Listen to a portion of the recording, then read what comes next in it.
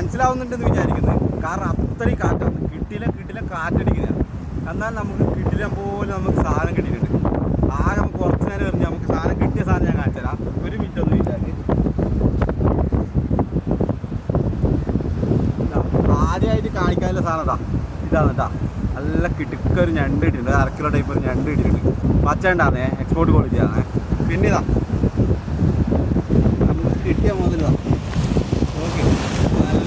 നല്ല കിടിലം പോലത്തെ കോഴി എല്ലാം നമുക്ക് കിട്ടിയിട്ടാ. നല്ല കിടിലം പീസാണ്. അപ്പോൾ ഇങ്ങനത്തെ കിട്ടിയില്ല സാധനം കിട്ടുന്നു. നോക്കി എങ്ങനെയുണ്ട്, സൂപ്പറല്ലേ?